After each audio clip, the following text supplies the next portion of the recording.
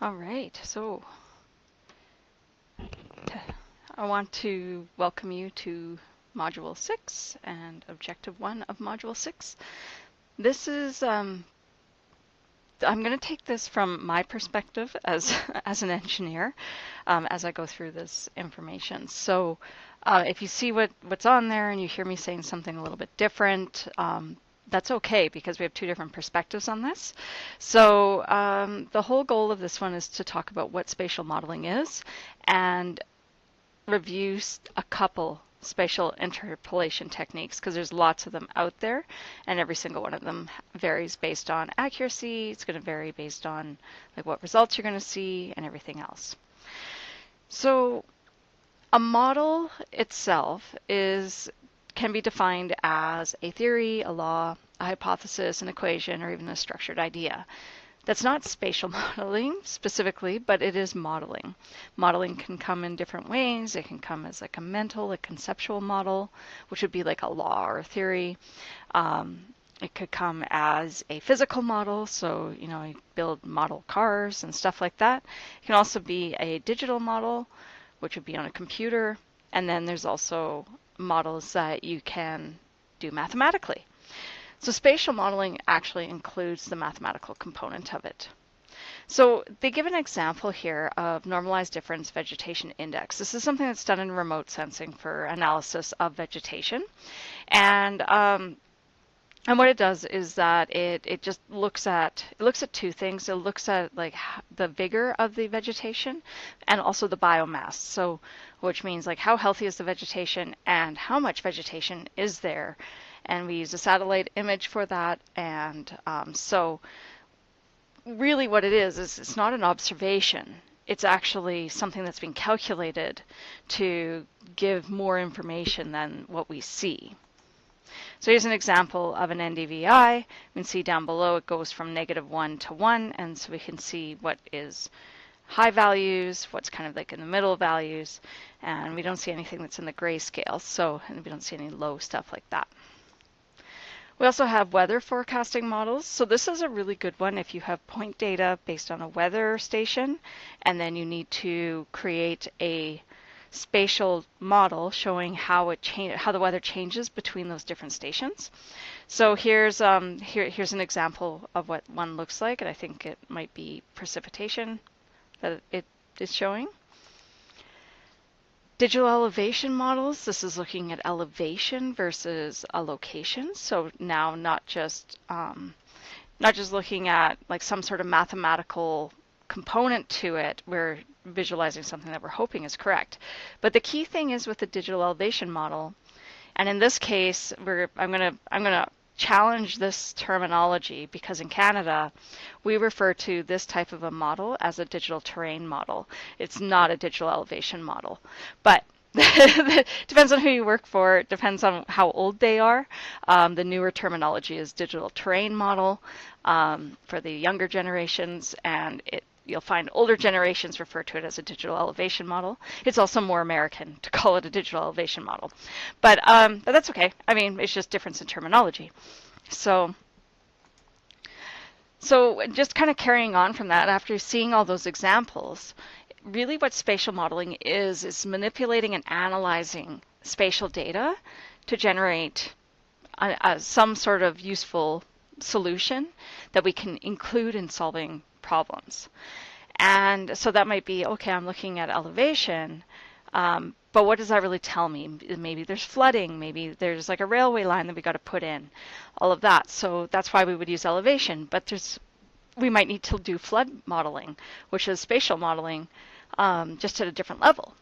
So it really what it does is it improves our decision-making process. It provides that additional data that we need in order to make any kind of decision. So they give a kind of a summary here of like what models are.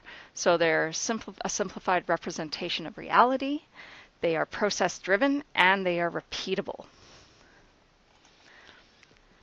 So a few things that we can keep in mind because we need to meet those three characteristics.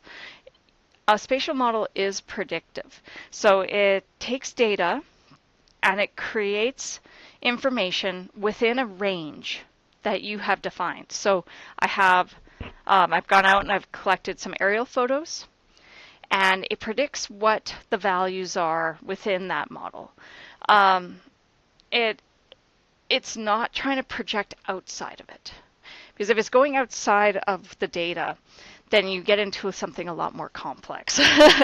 when you're trying to extrapolate, you're trying to predict a future, so or data that's not there. So when it says predictive, I wouldn't say so much as predictive as it is estimation. It's estimating what's happening within the data set that you have. It's also a tool to solve problems, so different ways to work with that data, and you can project your results into the future. So that would be the predictive side. That's extrapolation. But the model itself, when you create it, is not the results being projected in the future. It is like another level to do that. The model itself is pretty static. Then there's movement over space and time. So we can see, for example, if we use microwave imaging, we can actually see things shift, and that's a spatial model. We can tell how much it's moved over time. We can look at sea ice, for example, see how much it's declined over time. Then we have automation, so we can automatically create these models, which has become really, really effective and fast on computers, which is really helpful. They're descriptive, so you can get a contour map, you can look bus routes, you can get all kinds of stuff like that, because it's stuff that we can put into our maps and just to enhance the analysis of the data that we have. Then we can also generate statistics. So spatial modeling is a quantitative measure because we end up with we have a mathematical equation, we have mathematical results, and therefore we can actually develop some statistics from that data. It is also a process it requires a lot of computer power to do. You'll notice that it'll take a little longer to do spatial modeling than it will and a lot of the other algorithms that we follow.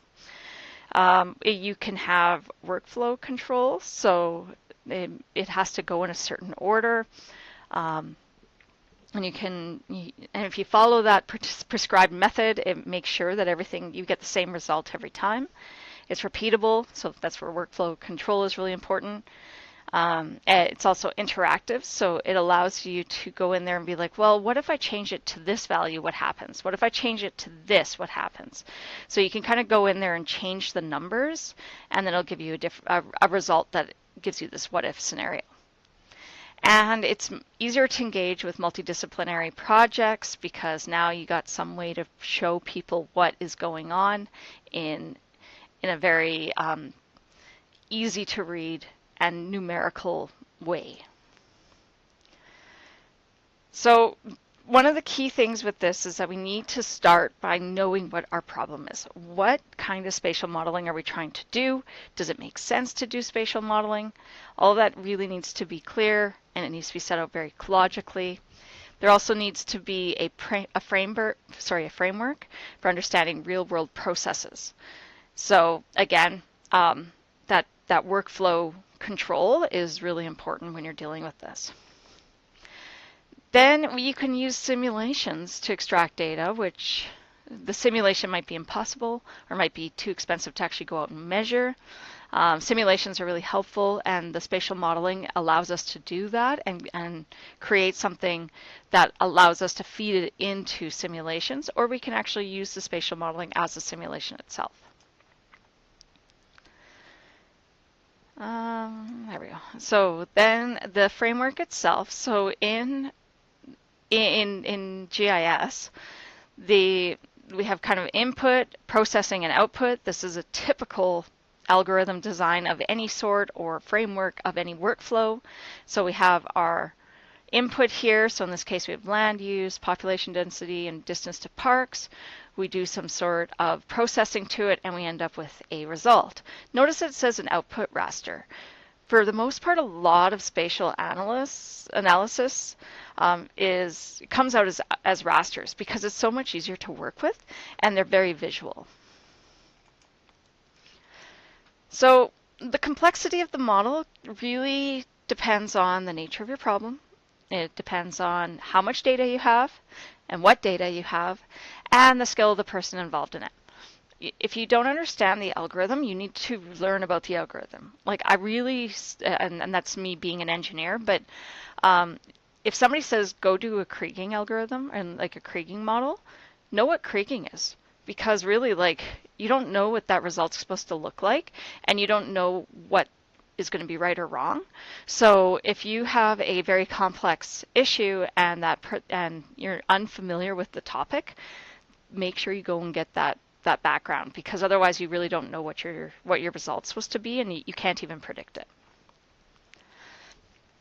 So what's really key with spatial modeling is the interpolation side of things. So they give a scenario here where they're looking at weather station data. So we have weather stations like at the airport, like along the Elbow River, Forget-Me-Not Mountain, Little Elbow Summit, Bow Valley, Banff. So all we have is point data. So we have temperature, precipitation, wind, speed, stuff like that. But that really doesn't project anything for us and doesn't help us estimate what's going on. For example, where you live. So if you live, in Airdrie, we don't know what that data is going to look like. Also, if you're living in Cochrane, then you don't know what the weather is going to do, because there's no weather station there, according to that map. So then there's another example here where I can see all my point data. I've got all these point data. I've got information based on it, based on temperature. And so how do I know what's going to happen in this area? So we don't have information in some of these holes. So we need to figure out, what do I think that the data is based on the information that I have surrounding it. So here I use spatial interpolation, so you can see how, like in this area, I can estimate what the temperature is going to be by looking here. So, perhaps it's going to be about 18 degrees, and using 18, 19, and 18 in those areas. Out here, it's probably going to be 18 or 17 degrees. And so we can use that visualization rather than just point data in order to get across our point. Pixel sizes, you can actually you can control that. So like I was saying, you have a lot of really great ways of adjusting. So you can create these pixels and make them bigger or smaller, and it will allow for the interpolation of all the points, and every single pixel in the entire image is going to have a value that's associated with it. And it's all based on how we go from 19 here to whatever's down here. Because I'm sure there's one down here that's being hidden. So it is math. Don't let that intimidate you. The computers do it. But get to know what math it is that the algorithm that you're applying is doing. It estimates these unknown values based on known values. And interpolation happens within data, doesn't happen outside of data. The resulting surface is an estimate of the quantity. So again, it's a quantitative measure. It has a qualitative field, but it's actually quantitative. And it fills in the gaps. And that's really what we're looking for, is can we fill in the gaps? There are reasons why we wouldn't do that, because if we're trying to figure out something in between, and we actually have data there, we would go for the actual observed data rather than like negating that data. Also, sometimes you don't want to do a spatial interpolation of the data because you do want that as a point data. So now we need to take a look here. It really is helpful if you have all your points all the way across and all the way around. It says no here. Sometimes that is what we get. Like we have no other options, so then we have to work with it. But this gives the best geometry for a mathematical model. This one has a poor geometry for a mathematical model, so it's much harder to actually do anything with that. But sometimes your data is just, that's what your data is, and then you have to work with what you've got. You could easily do something in this area, or even like on this side. The right side here is a little bit trickier because there's really not that much data. So they can be either randomly or regularly spaced. So if somebody tells you that they went out and got gridded data, that means it's regularly spaced. If it's randomly or irregular, oftentimes it's like, okay, this is just where things are located. So the point observations, honestly, they can be height, concentration, magnitude. It can be pretty much any attribute that you want to look at, as long as it's got like an actual value, right? You can't say, okay, I'm going to do a spatial interpolation with blonde hair. It's really hard to do that. But if you have, okay, I'm trying to show like the spread of people that have blonde hair across like the province, then you would have to have a number, right? And it's like, okay, this percentage of the population in this area has blonde hair. So two methods of spatial interpolation that we're going to look at, or that we're going to talk a little bit about. There's deterministic interpolation, so it's actually calculating the values as you like go through. It gives you a for sure value of the unknown point like that you're looking at. So inverse distance weighted is one of them, and spline is the other. There's also kriging, which falls under geostatistical spatial interpolation, which if you really want to get into the math of that one, it is quite heavy computationally. And there's a couple ways to do kriging. So if you do end up working with it, make sure you read into it. I don't think we cover it here too much, but it's really, really quite accurate because of the statistical properties that it uses. It actually usually gives the best solution. But these ones are also really good. For example, inverse distance weighting is like a local operation. So you choose a certain number of points or a certain radius, and you use the points within that radius. Where spline takes, it's also more local, but it takes a little bit more data than the inverse distance weighting to be able to do the calculation. Kriging uses the entire data set. So deterministic interpolation, it uses the surrounding measured values, like I just said. So we have this mathematical formula, and then that formula is going to determine how smooth the surface is. One that I usually like to include in this, which I don't have in these slides, is nearest neighbor, which is where you find the closest point to that location, and you assign the value to that location that's from the closest point.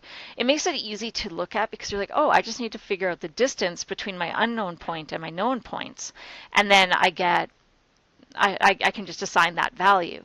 That one it's a continuous surface, but it really breaks it up because it's not smooth, right? Because it's just direct observation values that are being moved over. So where, for example, a spline is a very smooth surface, and it looks very well defined. So IDW out of those two is the easiest one to talk about to start with. So the idea behind it says inverse distance weighting. So it is a weighting. It is a average weighting based on inverse distances. So the idea behind that is that the further away you get from your unknown point, the less those points are going to influence it. So if I'm like looking at elevation, for example, if I find 10 points around me that are within 50 meters, I'm trying to figure out my elevation, those ones that are within 50 meters of me are going to have a higher weight than something that's 200 meters away from me. Unless you're in like flat areas where the value doesn't change, the elevation doesn't change that much. So again, the value decreases as you move away from the original point. When it says value, it refers to the weight, so it has a lower weighting the further and further away you get. So they've repeated again here, saying that the values that are nearest are more likely to be more representative of the unknown value than those that are at a greater distance. So there's two components to IDW. There's the power, and then there's barriers, and which I would call a radius. In most software, they refer to it as power, or the radius, but they refer to it as barriers here, I think. So, so you take the power, which means that I would square my distance, or cube my distance, or maybe I just leave it as a standard distance. So the higher that distance power to the power of, the less influence everything has at a distance. So, because you can imagine I'm going 1 divided by d squared, and I wish I had the equation here. Maybe I can draw it out. Maybe it'll let me do that. Let me see. Nope,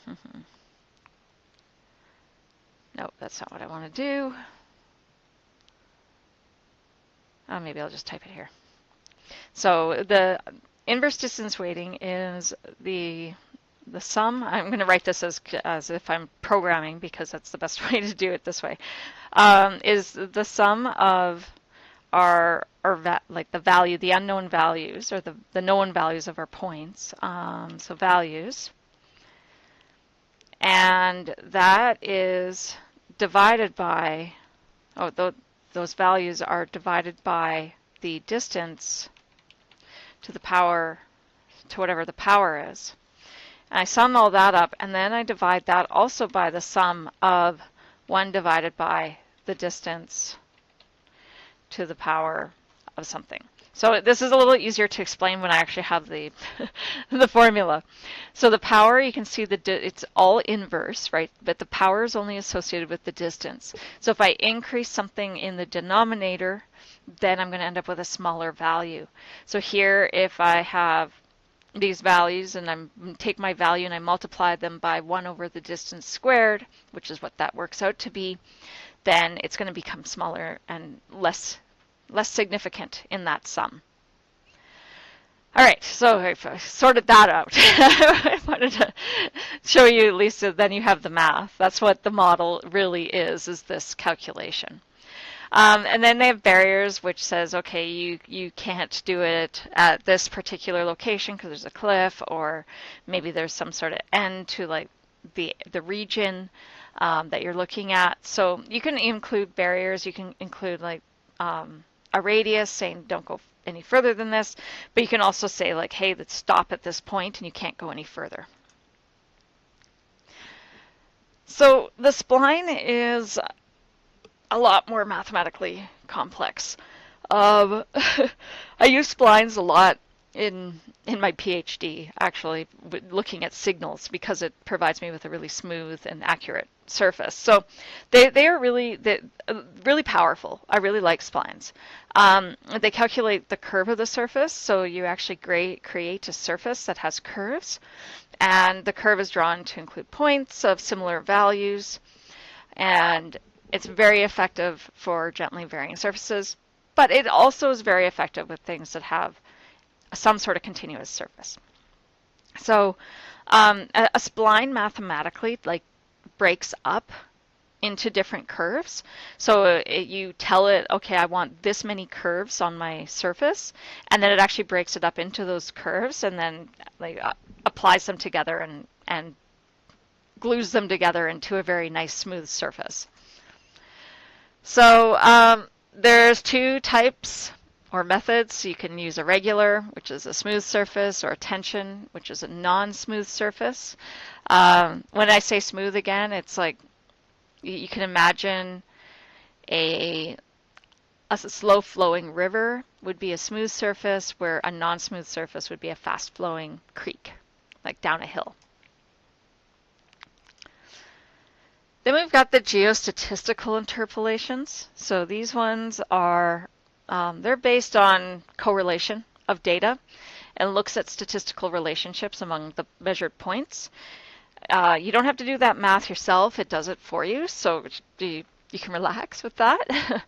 It creates a prediction surface. So it allows us to say, what is the accuracy of the predicted surface, and how certain am I to be able to measure that certainty. So it provides a little bit more of a relationship rather than strictly a value, and kriging is one of them.